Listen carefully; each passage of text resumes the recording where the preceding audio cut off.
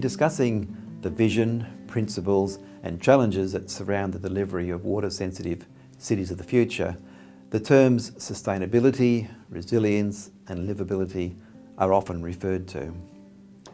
These are terms that strike a chord with people throughout the world, but they often mean slightly different things to different people. So, given that this course is all about these concepts, we want to spend some time now clarifying what we mean by them.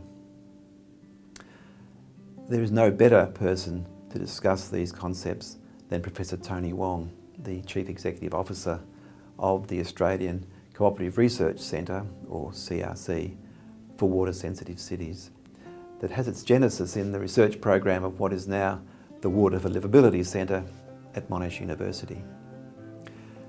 The CRC for Water-Sensitive Cities is an Australian government initiative with 82 funding partners from all levels of government in Australia, research organisations in Australia and overseas, water utilities and private companies.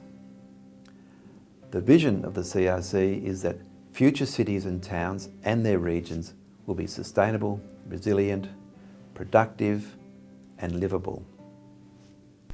Cities all over the world are currently faced with significant challenges in terms of providing for a growing population within the context of a changing climate. You'll find that a lot of our cities have been designed using a sustainability framework, but that hasn't really caught on in terms of how the community understood the concepts and how government have responded to it. In recent times, we've found, in fact, that there are new languages emerging that seem to have better traction in relation to how we plan our cities. Our cities these days need to look at multiple drivers for their planning decisions, multiple design criteria, and multiple future scenarios. Our cities are melting pots of all the challenges that we see, whether it be about water, or about energy, or transport, or sustainable living, or affordable living, or the economy and the productivity of it. They are basically all being manifested in our cities. From a water management perspective, we start with the language of sustainability, but there are emerging languages that relates to resilience and livability. They all, one could argue, could contribute to the whole concept of sustainability. But the difference and the subtlety in those three terms are worth exploring, because we are finding that looking at resilience and livability, we are beginning to have traction with the community and government.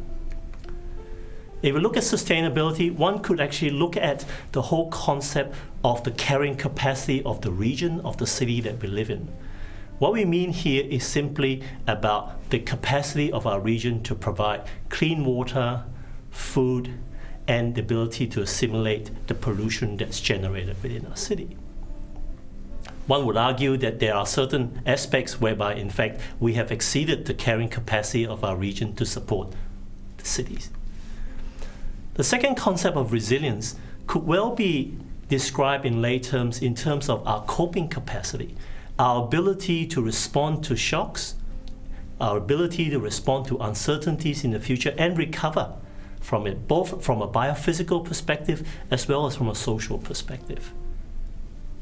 This has really captured the attention of the community simply because we are experiencing shocks in this day and age. In Australia, we had a significant drought at the beginning of the century, only to be broken by severe flood events, clearly highlighting the vulnerability of our cities to climatic extremes. The community understands that, and our ability to deliver infrastructure and institutions to respond to that, in fact, are getting a lot of traction. Now, the third concept is concept of livability. This, in fact, is one that captures the imagination of our community most, because in some sense it is about them. It is about their quality of life. It is about their mental well-being. It is their ability to feel safe and secure in terms of the environment they live in. A reliable water source is important, as it is about the quality of the environment that they live in. Let's explore these three concepts in a little bit more detail. Let's start with carrying capacity. As I said previously, it is really about the capacity of a region to provide reliable fresh water. It's the capacity of the environment to assimilate the pollution we generate in our cities. And it is about the nutrients and the food productions that support the inhabitants of the city. We are already seeing, in some aspects, the region reaching limits to their carrying capacity. We have seen pollution in the water environment as a result of over-urbanization and discharge of pollutions to our environment. And we can see, of course, limiting water resources in terms of the provision of fresh water to the community.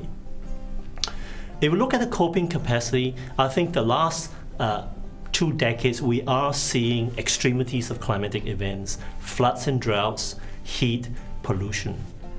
Our ability to recover from those episodes and our ability to provide infrastructure to accommodate the uncertainties of future occurrences of these episodes will define our coping capacity or our resilience to such shocks. And finally, livability, or the comfort capacity of our cities. This is probably one issue that is most significant to our community and government. It captures the imagination of the community because to some degree it is about them. It is about us, it's about our place today and our quality of life in our city. Fundamental to comfort capacity, of course, is the security of water supply, the sense of security that there is enough. The quality of the environment, not basically living in a highly polluted environment, and the social cohesion that's being brought together by a city that is green, that is healthy, that is clean. They are all elements where water management can have a very fundamental underpinning to. The sense of community includes the sense of empowerment in terms of community participating in decision making and participating in being aware of future scenarios, being resilient in terms of their response to future challenges, and being a community that underpins the future economy and the productivity of cities. So water management is a fundamental underpinning to the livability of our cities.